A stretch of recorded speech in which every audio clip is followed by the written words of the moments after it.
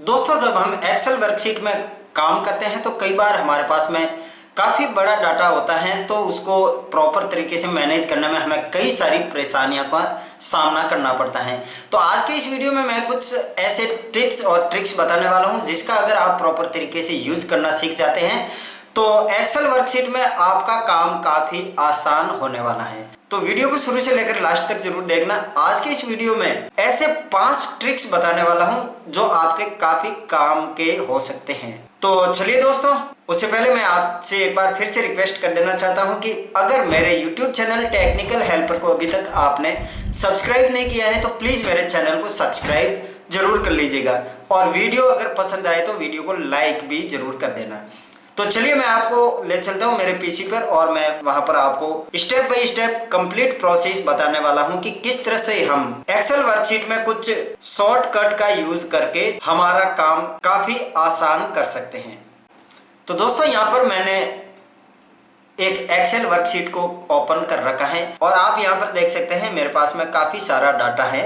और अगर मैं इसका प्रिंट देना चाहूँ तो आप देख सकते हैं कि जैसे ही मैं प्रिंट प्रीव्यू देखता हूँ तो यहाँ पर ये कुछ डाटा इस पेज में इस तरह से आ रहे हैं। और इसको एक पेज में लाने के लिए या तो हमें पेज सेटअप में जाकर इसके मार्जिन को सेट करना पड़ेगा, या फिर हमें परसेंटेज को कम ज्यादा करना पड़ेगा। इसको हम 2-3 बार ट्राई करेंगे तब जाकर ये सही तरीके से सेट होगा, और इसमें काफी लंबा टाइम भी लग जाता है। और दूसरा तरीका होता है हम इस पूरी वर्कशीट को सिलेक्ट करके फॉन्ट को थोड़ा छोटा कर लेंगे, लेकिन उसमें भी प्रॉब्लम होती है कि कई बार फॉन्ट इतने छोटे हो जाते हैं कि वो सही तरीके से दिखते भी नहीं है। तो इसका मैं आपको एक शॉर्टकट बता रहा हूँ जिससे आपका ये पूरा का पूरा डाटा 1 या 2 पेज जितने भी पेज में रखना चाहते हैं उसमें आप रख सकते हैं। जैसे कि इस वर्कशीट में आप देख सकते हैं यहाँ पर ये डॉट डॉट बनी हुई हैं, तो इसके जो बाहर ये 2 कॉलम दिख रहे हैं ये प्रिंट एरिया से बाहर जा रहे हैं, और यहाँ तक ये एक पेज है, इसके नीचे ये दूसरा पेज है।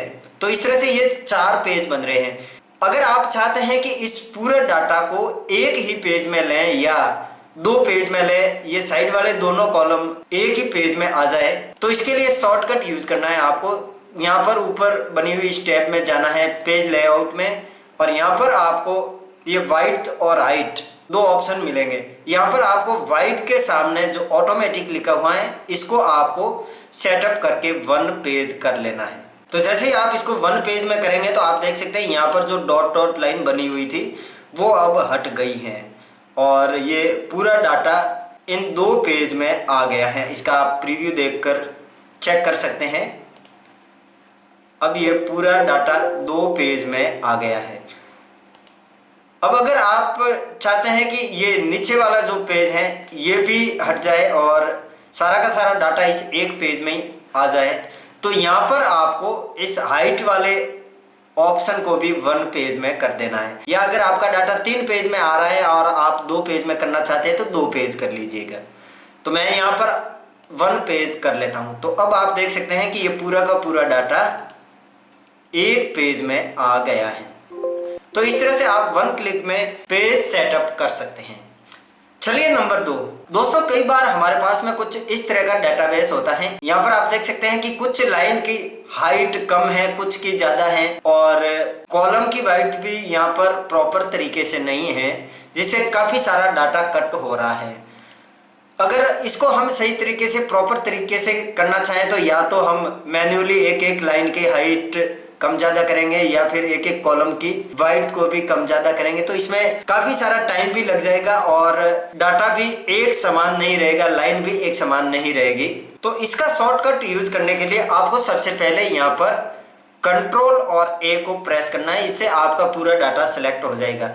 इसके बाद में आपको अल्ट की प्रेस करना है और कंटिन्यूस आपको 3 बटन दबाने हैं, HOI।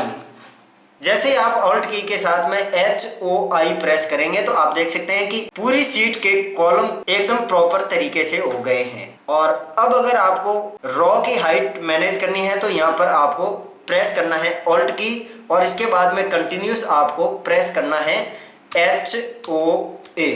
तो आप देख सकते हैं कि प्रॉपर तरीके से लाइन अरेंज हो गई है। ये इस शॉर्टकट की का यूज करके आप कॉलम की वाइड्थ और रो की हाइट को मैनेज कर सकते हैं।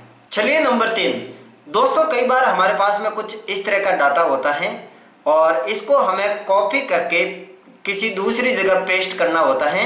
वहां पर हमें इस तरह से वर्टिकल नहीं करके हॉरिजॉन्टली पेस्ट करना होता है। तो इस डाटा को अगर हमें यहाँ पर इस तरह से अगर पेस्ट करना है तो कैसे करेंगे, तो चलिए इसका भी मैं आपको एक शॉर्टकट बता देता हूँ। दोस्तों यहाँ पर सबसे पहले आपको इस डाटा को सिलेक्ट करके कंट्रोल और C प्रेस करके कॉपी कर लेना है और यहाँ पर इस कॉलम में आपको राइट क्लिक करके पेस्ट स्पेशल में जाना है और यहाँ पर आपको ट्रांसपोज को सिलेक्ट कर लेना है।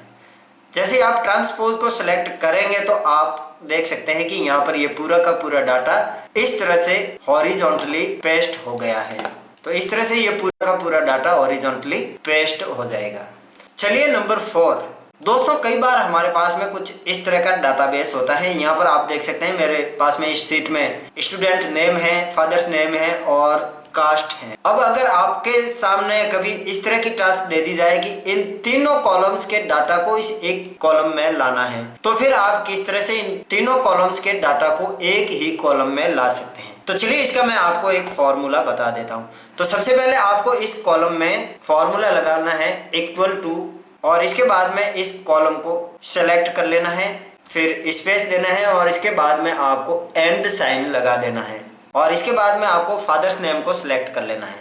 लेकिन दोस्तों यहाँ पर नेम और फादर्स नेम के बीच में मैं चाहता हूँ कि पर्टिकुलर कोई डिवाइडर हो, जैसे कि यहाँ पर मैं स्लैश लगाना चाहता हूँ जिससे नेम और फादर्स नेम दोनों एक दूसरे से डिवाइड रहे। तो स्लैश आप सीधे इस तरह से नहीं लगा सकते, इसके लिए आपको इन्वर्टेड कॉमा लगाना है और यहाँ पर आपको स्पेस दे देना है ताकि नेम और स्लैश के बीच में भी स्पेस रह सके।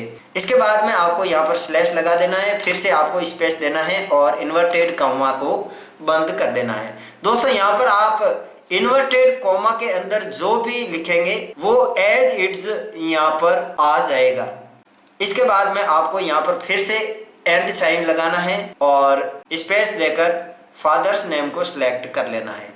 इसके बाद में फादर्स नेम और कास्ट के बीच में भी आपको थोड़ा सा स्पेस चाहिए, तो आपको यहाँ पर फिर से एंड साइन लगा देना है, इन्वर्टेड कॉमा लगाकर बीच में स्पेस दे देना है और इन्वर्टेड कॉमा को बंद कर देना है। यहाँ पर दोनों इन्वर्टेड कॉमा के बीच में स्पेस है तो यहाँ पर स्पेस आ जाएगा। इसके बाद में आपको फिर से एंड साइन लगाना है और इस कॉलम को सिलेक्ट कर देना है और इसके बाद में आपको एंटर प्रेस कर देना है। तो आप देख सकते हैं कि यहाँ पर ये डाटा आ गया। अब इसको मैं इसका फॉन्ट चेंज करके आपको बता देता हूँ।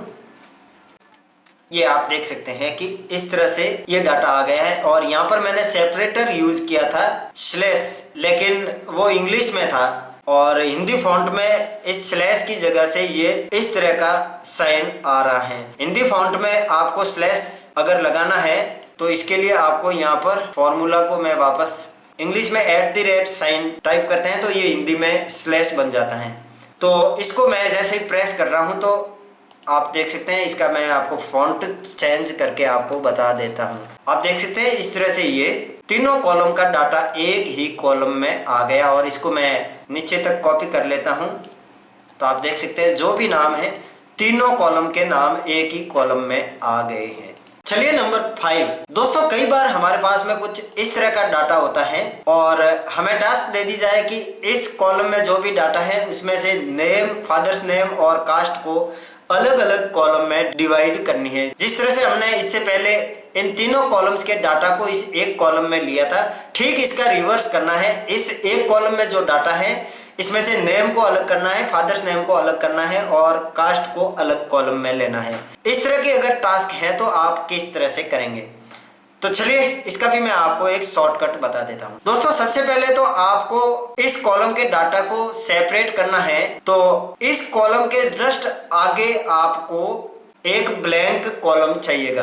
अगर यहाँ पर इस कॉलम में आपके पास में कोई ऑलरेडी डाटा है तो यहाँ पर आप एक ब्लैंक कॉलम को इंसर्ट कर दीजिए। अदरवाइज आपका जैसे ही डाटा यहाँ से सेपरेट होगा वो डाटा सेपरेट होकर इस कॉलम में आएगा और इस कॉलम में ऑलरेडी कोई डाटा होगा तो वो रिप्लेस हो जाएगा।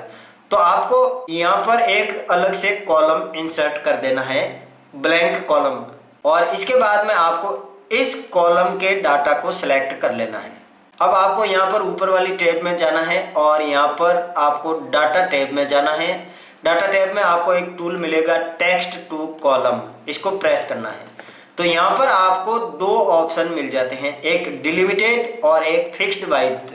ये फिक्स्ड वाइड्थ कॉलम को अगर आप सेलेक्ट करेंगे तो आपके पास में जो भी आपका डाटा रेंज है उसकी एक फिक्स लेंथ होगी। जैसे कि मान लो कि इस कॉलम में जो डाटा है इसके फर्स्ट 3 अक्षर को सेपरेट करना है। जैसे मान लो कि कोई संख्या दे रखी है, डिजिट दे रखे हैं, उसमें से फर्स्ट 3 डिजिट को अलग करना है, तो उस जगह आप यहाँ पर फिक्स वाइड्थ वाले ऑप्शन को सिलेक्ट कर सकते हैं। लेकिन यहाँ पर हमारे इस कॉलम में नेम, फादर्स नेम और कास्ट वाले डाटा की लेंथ अलग अलग है, तो यहाँ पर हमें डिलिमिटेड सेलेक्ट करना पड़ेगा। इसके बाद में आपको नेक्स्ट बटन पर क्लिक करना है और यहाँ पर आपको डिलिमिटर के रूप में कुछ ऑप्शन दे रखे हैं। आपको स्पेसिफाई करना पड़ेगा कि इस डाटा में से आपको सेपरेट करना है किस स्पेसिफिक वर्ड से या स्पेसिफिकेशन से आपको सेपरेट करना है। जैसे यहाँ पर टैब हो गया, सेमीकोलन लगा हुआ है कहीं तो उससे आप सेपरेट कर सकते हैं, कॉमा लगा हुआ है तो वहां से सेपरेट कर सकते हैं, स्पेस है तो वहां से कर सकते हैं, और अदर्स में आप कोई स्पेसिफिक ऐसा कोई कीवर्ड डाल सकते हैं। जैसे कि इस पूरे डाटा में आप देखेंगे तो यहाँ पर आपको एक स्लैश, हर कॉलम में आपको एक स्लैश दिखाई देगा। अगर आप यहाँ पर इसको सेलेक्ट करेंगे तो यहाँ पर आपको स्लैश डालना पड़ेगा, जो कि हमने हिंदी फॉन्ट में इस @ साइन को डाला था। तो आप देख सकते हैं यहाँ पर ये लाइन यहाँ से सेपरेट हो गई। तो इस तरह से आप कर सकते हैं, या आप चाहते हैं कि जहां जहां पर भी स्पेस है वहां से डाटा सेपरेट हो जाए तो आपको यहाँ पर स्पेस को सेलेक्ट कर लेना है। अब आप देख सकते हैं ये अलग अलग कॉलम हो गए हैं, तो जहां पर भी स्पेस होगा वहां से डाटा सेपरेट हो जाएगा। यहाँ से आपको अब नेक्स्ट कर लेना है और फिनिश बटन पर क्लिक कर देना है। अब आप देख सकते हैं कि फर्स्ट जो नेम था वो तो इसी कॉलम में रह गया, इसके बाद में एक ये स्लैश था, इसके साथ में भी स्पेस दिया हुआ था, तो ये स्लैश सब अलग हो गया। और इस कॉलम का फॉन्ट में चेंज कर देता हूँ। तो आप देख सकते हैं यहाँ पर ये फादर्स नेम आ गया और यहाँ पर कास्ट आ गई। इसको हटा देते हैं तो आप देख सकते हैं कि एज इट जो डाटा पहले था उसी तरह से हो गया है। तो इस तरह से इन शॉर्टकट का यूज करके आप एक्सेल वर्कशीट में काफी फास्ट काम कर सकते हैं। दोस्तों ये वीडियो आपको कैसा लगा, वीडियो के बारे में मुझे कमेंट बॉक्स में जरूर बताना। वीडियो अगर पसंद आया हो तो वीडियो को लाइक कर देना, दोस्तों के साथ में शेयर भी कर देना। थैंक्स दोस्तों, मिलते हैं इसी तरह की ट्रिक्स और टिप्स के साथ में नेक्स्ट वीडियो में। तब तक के लिए गुड बाय।